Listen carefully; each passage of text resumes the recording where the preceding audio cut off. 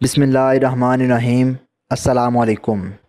हमला ख़वातीन के लिए मतवाज़न ग़िज़ा का इस्तेमाल अज़हद ज़रूरी है। ये उनकी सेहत के लिए तो अहम है ही, उनके पेट में परवरिश पाने वाले बच्चे की सेहत का दारोमदार भी बड़ी हद तक इस बात पर है कि माँ की खुराक का मियार कैसा है। बदकिस्मती से हमारे मुल्क में हामिला ख़वातीन के लिए मतवाज़न ग़िज़ा की आगाही बहुत कम पाई जाती है और कुछ मखसूस अज्जा का तो शायद उन्हें कभी नाम भी नहीं सुना होता। हालांकि इनकी कमी बच्चे के लिए ऐसी पैदाइशी बीमारियों का सबब बन सकती है जो उम्र भर का रोग साबित होती हैं। एक ऐसा ही अहम तरीन ग़िज़ाई जुज़ फोलिक एसिड है जिसकी अहमियत के बारे में शऊर ना होने के बराबर है।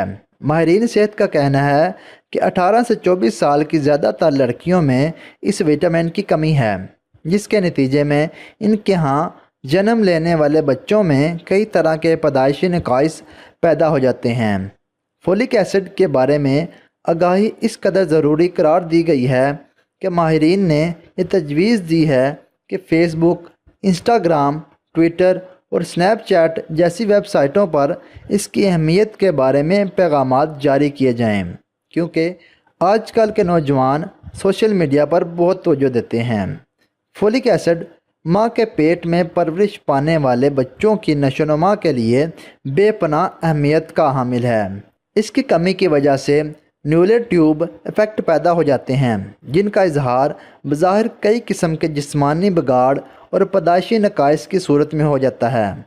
इसका एक नतीजा बच्चों में रीढ़ की हड्डी का मुकम्मल तौर पर नशोनुमा से महरूम होना है और फालिज का ख़दशा भी मौजूद रहता है।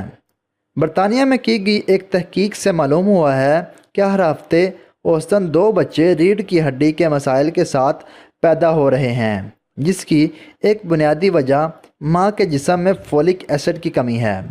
अगर आपको हमारी ये वीडियो अच्छी लगे तो इसे लाइक करें, इस वीडियो को ज़्यादा से ज़्यादा शेयर करें और हमारे चैनल को सब्सक्राइब करें और घंटी का बटन ज़रूर दबा दें, जिससे आपको हमारी हर वीडियो बर वक्त मौसूल हो जाएगी।